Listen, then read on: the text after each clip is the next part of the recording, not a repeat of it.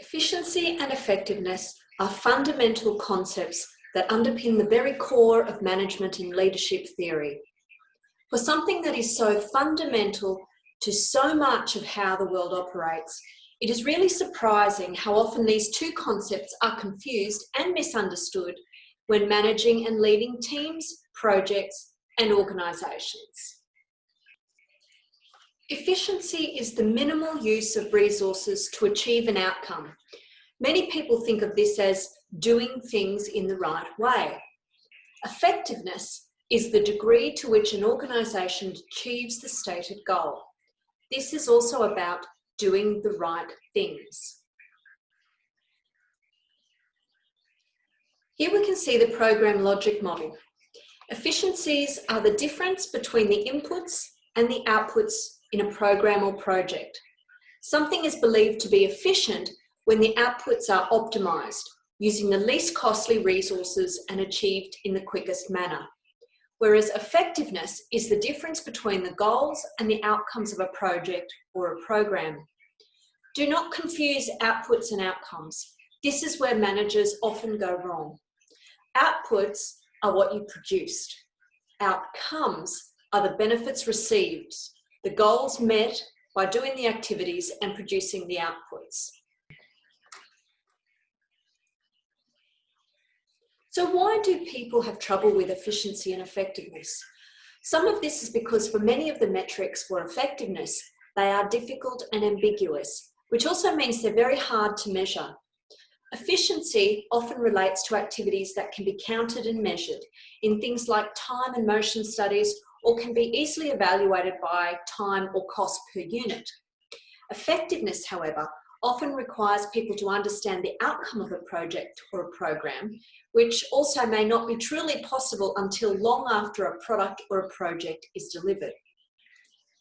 For example, if you were to build a house, you may have a very efficient team of builders, carpenters, and electricians who work to plan and achieve a build very quickly.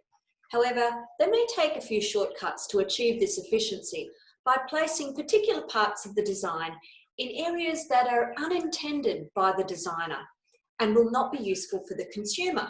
For example, bathroom equipment right in the kitchen.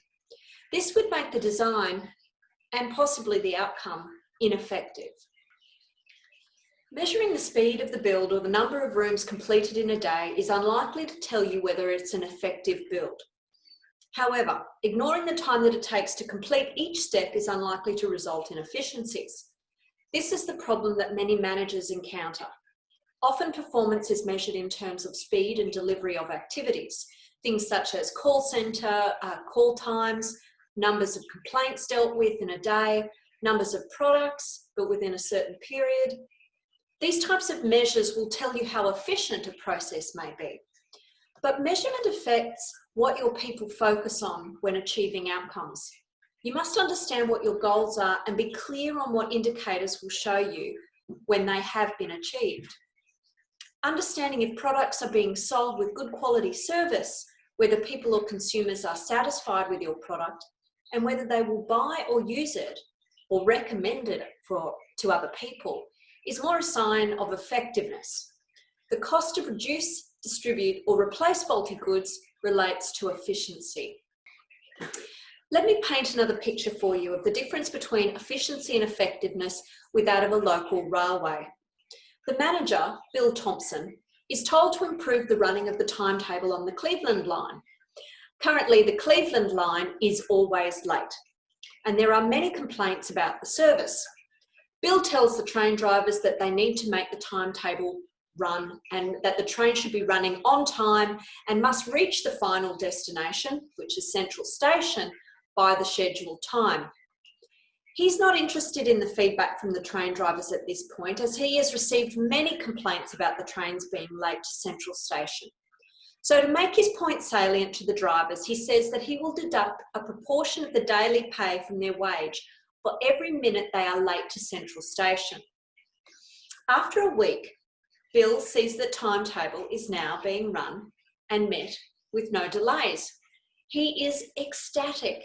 All of the trains on the Cleveland line are running on time. However, Bill is now getting many, many more complaints from commuters. This doesn't make sense to Bill, so he decides to investigate. What he discovers is that there are certain stops where it takes longer for passengers to dismount, particularly as there are mobility impaired commuters who must be assisted in and out of the train. And this takes longer than the time has been allowed for on the timetable. The train drivers have resorted to periodically not stopping at these stations so that the train will run on time.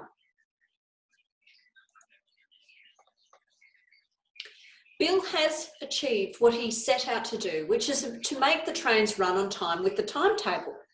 However, not understanding the service and what the goals of the commuting passengers were has meant that he is no longer providing the service required by introducing measures that force the train drivers to meet those outcomes. Without understanding the dependencies and the factors causing issues, Bill has inadvertently changed the behaviour of the train drivers. That's also making them ineffective. A similar story is often referred to in the famous British television show called Yes Minister. The Prime Minister has to deal with a ludicrous situation where a hospital, considered very efficient, can no longer afford to employ medical staff and receive patients within its stated budget. Although this is a parody of bureaucracy, the situation is one often faced by managers who lose sight of what the outcomes of their work are trying to achieve. If you fail to constantly reflect on the goals of your program or projects and focus only on the activity, resources and outputs, you may end up with your own version of a very efficient hospital with no patients. Another way to visualise the difference between efficiency and effectiveness is shown in this matrix. You can see here the proportion of efficiency versus effectiveness. When something is not very effective, but might be perceived as being efficient, you could say that the wrong things were being done, but being done well. Similarly, when a project or program is achieved with high effectiveness, but poor efficiency, you could say the right things are being done, but not very well.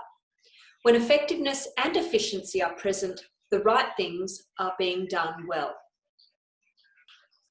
Managers must keep sight of both efficiency and effectiveness for success. Do not measure activities simply because they are the easiest or the only things that you believe you can do to understand whether you are meeting your objectives or outcomes. Instead, seek genuine feedback for improvement. If you want to truly understand how well you and your project, program or organisation are performing, you will need to do the following things. Set goals early. Make sure these are realistic and achievable. Determine success factors, indicators and measures. Establish baseline data. Put mechanisms in place to ensure you can access the data. And finally, when you get feedback, use it. Don't waste the time and effort that people have taken to provide you with their thoughts. This is very valuable information. We will discuss ways to measure and research the impact of your goods or services on customers and stakeholders later in the course.